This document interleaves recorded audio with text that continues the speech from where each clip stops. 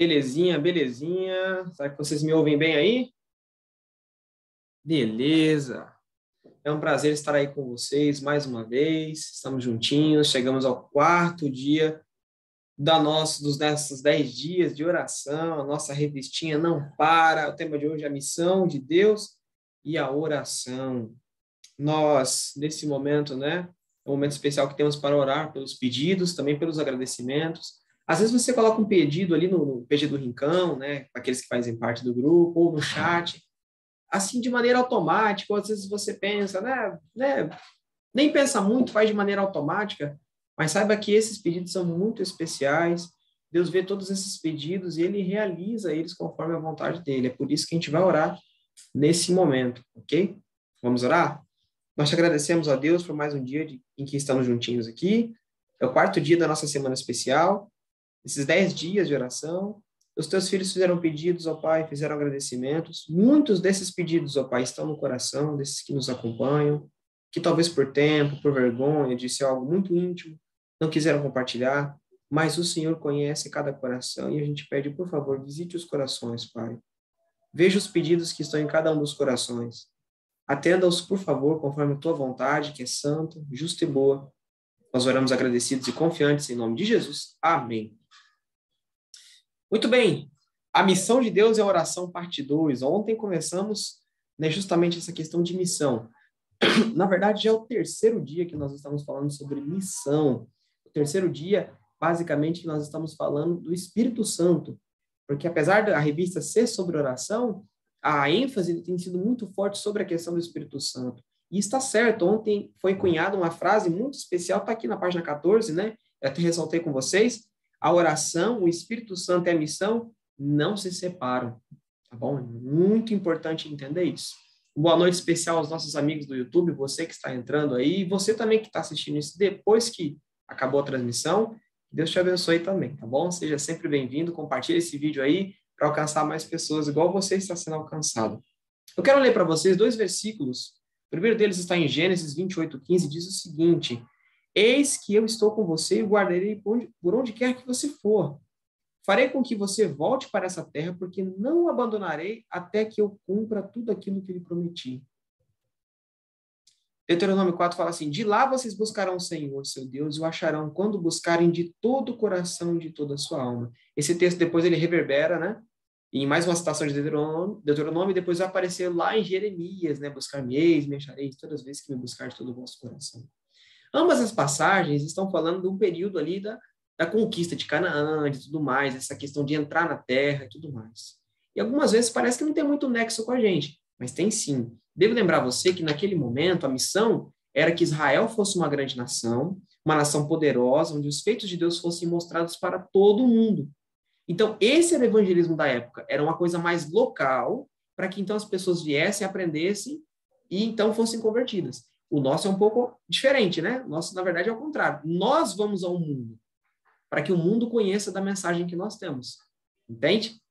Então, eu posso dizer para vocês, aqui, nesses versículos, nós já encontramos a questão da oração e do cuidado de Deus. Vocês vão me buscar e me achar quando buscar de todo o coração. O que é buscar Deus de todo o coração? Queridos, é quando você abre o seu coraçãozinho a Deus, abre a sua alma a Deus para que Ele fale ao seu coração, que você consiga colocar aquilo que você precisa no coraçãozinho dele. Tossinha chata aqui, perdão, viu? Vamos continuar? Na questão de trabalho e oração, veja que tudo que nós estamos falando está linkado com aquela frase de ontem. Oração, espírito e missão. Fica a dica aí, ó. Necessitamos, página 16, necessitamos olhar continuamente a Jesus, compreendendo que é seu poder que realiza a obra. O poder de Jesus é que realiza a obra. Olha só. Embora devemos trabalhar ativamente pela salvação dos perdidos, precisamos também consagrar tempo à meditação, à oração e ao estudo da palavra de Deus. Somente o trabalho realizado com muita oração e santificado pelos méritos de Cristo mostrará, no final das contas, ter sido eficaz. Apenas, queridos, o trabalho realizado com muita oração. Então, eu volto a bater naquela tecla muito forte. Não adianta a gente ter vários programas, Impacto Esperança, Ministério da Mulher, Ministério da Criança, Desbravador, é aventureiro, é marcha para Jesus, é tudo que tiver, mas não for acompanhado de oração, de entrega, de consagração, tanto por aqueles que procuram, tanto por aqueles que estão fazendo, não vai adiantar nada. Sabe por quê? Porque é a oração que liga o nosso trabalho a Deus e faz com que os méritos de Cristo entrem nesse trabalho, o Espírito Santo acompanhe e assim ele produza algum fruto. Oração. Isso estava no Desejar de Todas as Nações, 282, 285. Ela continua aqui, ó. Deus espera que vocês, o instrumento humano, cumpram o seu dever da melhor maneira possível. E ele mesmo dará o crescimento. Ei, às vezes a gente fica tão preocupado com o crescimento, né? A igreja vai crescer, a gente vai batizar, tudo mais e tal. Sendo que, na verdade, a nossa maior preocupação deveria ser cooperar com Deus. Nossa maior preocupação deveria ser ao estar aos pés de Deus, aos pés de Jesus. Por quê? Porque quando a gente estiver cooperando com Cristo aos pés dele, ele mesmo dará o crescimento. Ou seja, se a gente quer ter algum tipo de crescimento na igreja, precisamos, antes de mais nada, estarmos com Cristo. É ele quem dá o crescimento. É ele quem faz o querer e também o efetuar. Paulo falou isso, né? Eu plantei, Apolo regou, mas o crescimento veio de Cristo. Ok? Vamos continuar. Essa frase que eu vou ler agora está na nossa segunda parte aqui do assunto, mas estava ontem também, na primeira parte. Para você ver a importância que eles repetiram essa citação aqui do irmão White. Olha só. Devemos orar com tanto fervor para a descida do Espírito Santo, como os discípulos oraram no dia de Pentecostes. Se eles necessitavam do Espírito naquele tempo, nós o necessitamos ainda mais hoje. Nós vivemos em época de trevas, irmãos. E se eles precisaram de luz, imagina a gente. Eles não saíram para trabalhar, cumprindo a obra de Cristo, cumprindo também a sua ordem, antes de receber o Espírito Santo, porque foi uma orientação de Jesus. E nós, muitas vezes, colocamos a carroça na frente dos bois. Queremos sair primeiro para trabalhar, antes de ouvir o que Jesus tem a nos dizer. Antes de ouvir o que o Espírito vem a nos dizer, antes de o poder capacitador do Espírito Santo chegar até nós. Não vai dar certo. Entende? Se eles oraram, imagina a gente. Olha o que acontece sem o Espírito. Sem o Espírito e o poder de Deus, trabalharemos em vão para apresentar a verdade. Precisamos ter o Espírito Santo para suster-nos no conflito. Sem o Espírito Santo, bom, eu já falei aqui que com o Espírito, né, 5.000 pessoas, 3.000 no primeiro sermão, depois mais 2 pessoas, se contar as mulheres e crianças, esse número sobe para 10, talvez 15, 20 mil. Agora, sem o Espírito, o que a gente faz? A gente bate cabeça, dá murro em ponta de faca. Já viu essas expressões? Enxugando gelo, é isso que nós vamos estar fazendo. Sem o Espírito, sem o poder de Deus, trabalharemos em vão. É o Espírito Santo que nos sustém no conflito. Sem o Espírito, irmãos, não vamos conseguir suster o conflito. Tanto no sentido da pregação do Evangelho, quanto na nossa própria vida. E para que o Atos que aconteceu lá aconteça na minha vida hoje, aquele Pentecostes especial, eu preciso do Espírito Santo. Como que eu posso ter o Espírito, pastor? De maneira simples, irmão. Buscando ao Senhor, orando, lendo a palavra de Deus, escutando hinos, pedindo que Ele esteja. Quando você começa a criar à sua volta uma atmosfera de oração, você começa a convidar o Espírito e a voz dele se torna mais alta. Mas o contrário também é verdade. Quando você começa a escutar música mundana, quando você começa a escutar e assistir entretenimento que não louva a Deus, quando você perde o seu tempo com coisas secundárias como política, futebol e tantas outras coisas, que são importantes na nossa vida, mas não são importantes ao ponto de tomar o primeiro lugar. O que acontece? A voz do Espírito vai ficando mais baixa. É a voz do Espírito que fica mais baixa? Não. Na verdade, o que é? As outras coisas falam mais alto. Porque a gente escolheu que isso acontecesse. Deixa eu dar uma dica para você. A voz que vai falar mais alto na sua mente, na sua cabeça, é a voz que você deixar o volume mais alto. Então, às vezes, a gente deixa do Espírito alta, a gente ouve, faz reforma na nossa vida, isso aqui está errado, isso aqui está certo, e começa a mudar. De repente, a gente começa a ligar as outras coisas e coloca o volume lá em cima e começa a baixar a voz do Espírito. Aí a gente não ouve mais. Entende? Então, muita atenção a isso. Sobre o trabalho, olha só que interessante, gente. A igreja tem sido designada como o meio pela qual a luz divina deve brilhar nas trevas morais deste mundo. A igreja, queridos, foi destinada. A igreja foi designada. E antes de entendermos igreja, já pensando na igreja adventista, eu devo lembrar você que igreja, nesse sentido, é povo. Os apóstolos, os discípulos de Cristo e todos os que acompanharam depois foram designados para levar essa mensagem. Por quê? Porque quando a gente compartilha de irmão para irmão, é muito mais legal. Quando a gente compartilha, cara, não tem como explicar isso. Quando você recebe a mensagem, você vê alguém que estava na sarjeta, alguém que estava assim na vida para baixo, alguém que você não daria nada, essa pessoa hoje transformada, alguém em Cristo, convertendo novas pessoas, aquele impacto daquela pessoa falando, isso aconteceu na minha vida, é muito maior do que eu falar de terceiros. É muito melhor do que se anjos descessem, porque a gente poderia falar em um certo momento, mas você não sabe o que é isso, você não experimentou a graça. Nós sabemos o que é graça, eles não. Entende?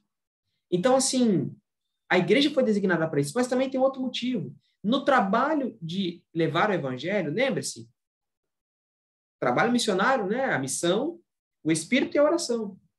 Então, nesse trabalho, eu preciso de quem? Do Espírito. E como é que eu contacto o Espírito? Como é que eu vou buscar ele? Pela oração.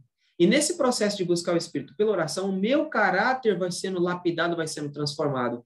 Em outras palavras, participar da missão faz com que seja construída a salvação a cada dia na minha vida. Olha como é que Deus é maravilhoso. Por que ele deixou esse trabalho de levar o evangelho para a gente? Porque a gente precisa estar em conformidade com o evangelho para levar ele. Entende? Para livrar as pessoas do pecado, a gente precisa primeiro entender a salvação que aconteceu em nós. Quando a gente entende essa salvação, quando a gente vive ela, e vive com ela, vive nela e para ela, a gente consegue levar, então, muito melhor a salvação. Não é verdade? Coloca aí no YouTube, deixa os seus comentários, o que você já vivenciou a respeito disso. Quantas vezes um testemunho não falou muito mais forte do que, às vezes, uma pregação de 1 hora, um testemunho de 5 minutinhos. As pregações são maravilhosas, mas o que eu estou querendo dizer é que, às vezes, a experiência de conversão de alguém mexe mais com a gente. A gente pode falar, isso aconteceu na minha vida, pode acontecer na sua também. Por que Deus deixou, então? De maneira resumida, Deus queria que a gente passasse essa experiência aos nossos irmãos. E, ao mesmo tempo, que o nosso caráter fosse sendo lapidado. Por meio da pregação do evangelho, o nosso caráter é lapidado. Já indo para o finalzinho, hoje mais rápido, né? Prometi a vocês que seria mais rápido hoje. Já temos falado sobre essa questão da missão. Eu vou continuar aqui no seguinte, batendo na tecla da oração com vocês. Olha só, na página 17, o pastor Mark Feeling fala o seguinte: qual foi a chave para o sucesso dos primeiros cristãos? Ele está se referindo aos apóstolos, aquelas pessoas de Atos 2, Atos 3, Atos 4, ok? Aquele momento especial ali. Tudo que eles faziam era envolvido em oração. Tudo que eles faziam era envolvido em oração. Tem um certo momento em Atos 4 que eles oram e o chão treme. E eles saem com muita ousadia para pregar a mensagem. Eles vão procurar um apóstolo para substituir Judas, o Iscariotes, aquele que se enforcou, e eles oram a Deus e consultam o Senhor. Entende? Eles vão por alguém, eles oram ao Senhor. Além das orações que eles já faziam juntos, toda a vida deles ministerial, toda a vida, até mesmo cotidiana, era pautada na oração. Então, a grande resposta de qual era a chave do sucesso é uma palavrinha: oração. Orar e ação. Oração. Entende? Eles oravam, o Espírito vinha e eles partiam à ação. Por isso que Espírito, missão e oração, ou oração, Espírito e missão, você coloca a ordem, tanto faz. Os três estão juntos. Você ora pedindo o Espírito porque você tem uma missão. E você tem uma missão especial porque tem um Espírito que quer falar ao povo. Entende? E sem oração você não atinge os dois. Oração, Espírito e missão andam juntos. E essa foi a grande chave do sucesso deles. Reconheceram que eram incapazes de cumprir a missão sem o poder de Jesus. E o que fizeram? Foram a Jesus. E o que Jesus fez? colocou o poder neles, encheu eles de poder e autoridade. E eles falavam da palavra de Deus de maneira ousada, vamos dizer assim, não no termo negativo, mas no sentido assim de... Tem a palavra intrepidez, mas eu não gosto da palavra porque ela é arcaica para a gente. É uma palavra... deixa eu pensar, seria um termo no sentido de com muita vontade, sem medo, destemidamente. Essa é a palavra. Pregaram destemidamente. Por que destemido? Porque não tinham medo da morte. Tinham medo dos homens? Antes importa obedecer a Deus do que aos homens. Entende? Pregaram a palavra destemidamente. Agora, de onde veio esse poder? Veio deles? Não. Vem da gente? Não. Vem do pastor? Muito menos. Vem do Espírito. E como que a gente alcança o Espírito? Orando para que ele venha para cumprirmos a missão dele. Espírito, oração, missão. Não se separam. Grava essa frase. Essa talvez seja a grande frase da semana. Espírito, oração e missão. Reconheceram que eram incapazes de cumprir a missão sem o poder de Jesus. E aí Jesus veio e eles cumpriram a missão. Eles fizeram o que eles precisavam fazer naquele momento. Tem uma música do Arautos que fala que Deus não precisa de um intelecto incomum. O que ele precisa é de pessoas, né, que tenham um coração aberto, que reconheçam suas fraquezas, mas que estejam dispostas a abrir mão disso, a colocar Cristo Jesus em sua vida e, por meio do seu poder, operar maravilhas. Deus não está procurando a pessoa mais santa para fazer uma obra, mas o pecador mais arrependido. O pecador que mais entende da sua necessidade de Cristo. Deixa eu lembrar para você de que o jovem rico estava perto de Jesus, mas ao mesmo tempo estava longe. Aqueles dois filhos, lembra? Aquele filho pródigo que sai da casa, depois volta e tem um filho mais velho? Aquele filho pródigo que saiu e depois voltou, ele voltou muito mais próximo daquele que estava. Porque ele reconheceu a necessidade dele, enquanto que o mais velho achava que era detentor de algum tipo de privilégio. Porque ele estava ali, nunca tinha saído da casa de Deus, da casa do pai, né? Eu já estou até aplicando, né? Da casa daquele pai. Não é assim que funciona com Deus. Às vezes, os piores se tornam os melhores na mão do Senhor. Por quê? Vou te dar o exemplo de Paulo. Paulo poderia ser considerado o pior. Ele mesmo fala, Jesus veio para morrer pelos pecadores, dos quais eu sou o pior. Por quê? Porque ele entendia que ele havia perseguido cristãos. E Cristo, no encontro com ele na estrada de Damasco, falou o seguinte, não é as pessoas estão me perseguindo, Saulo. Saulo, Saulo, por que me persegues? Não é porque persegue os meus filhos.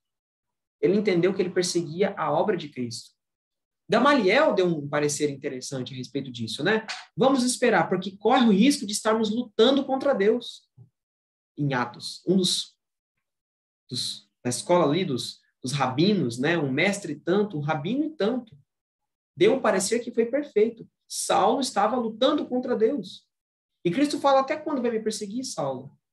Converte Saulo, e Saulo, que era o pior, vamos dizer assim, que perseguia Cristo, se torna o maior ganhador de almas. Ao ponto de falar que o evangelho teria sido pregado em todo mundo em seus dias. Todo mundo conhecido, obviamente, norte da África, o sul ali da Ásia, um pedacinho da Europa, tudo mais e tal. Entende? Então, o que eu quero dizer para vocês? Eu quero dizer que não importa a sua condição, importa o nível de arrependimento que você tem no seu coração pela sua condição.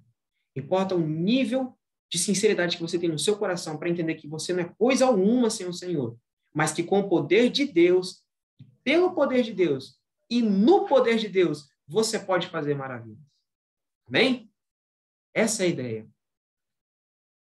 Reconheceram que eram incapazes de cumprir a missão sem o poder de Jesus.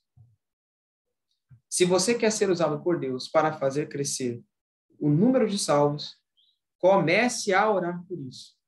Irmão, quer ser útil na obra de Deus? Importante, porque todo verdadeiro cristão nasce no reino de Deus como missionário.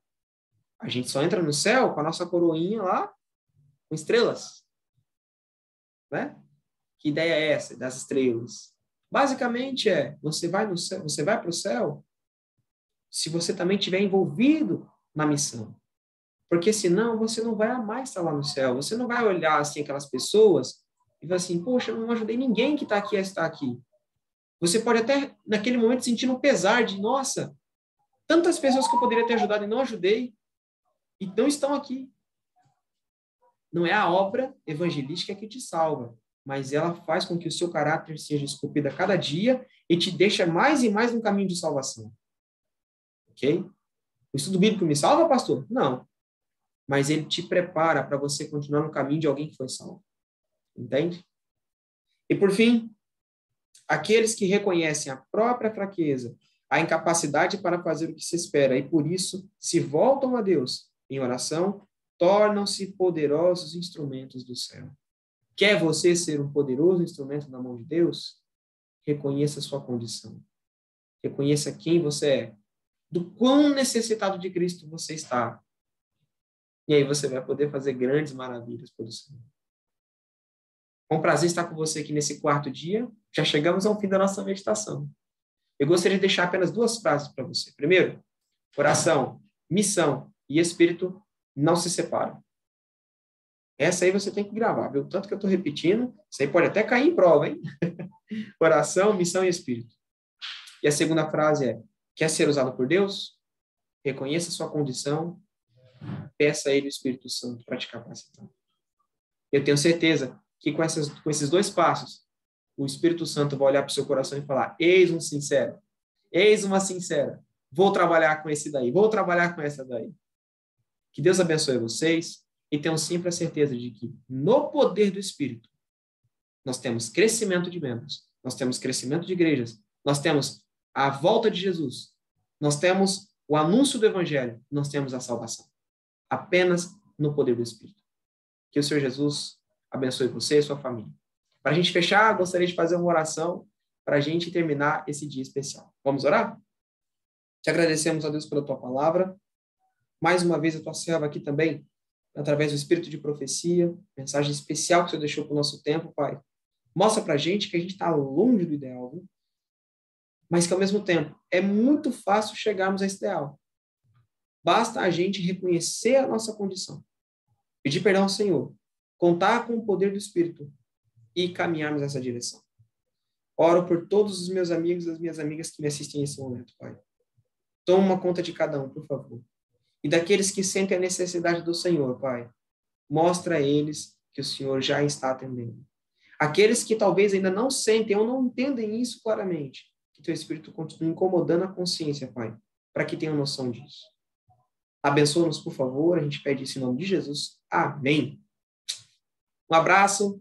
Um prazer estar com você aqui. A gente se encontra amanhã para mais um tema especial no mesmo horário, tá bom? 19h30 aqui no canal Empreendedores do Bem. Deixa o seu like aqui, por favor. E compartilhe também. É muito importante. Se você se inscrever, você vai receber o sininho da notificação quando a nossa live começar, tá bom? Que Deus abençoe você. É um prazer especial. Tchau.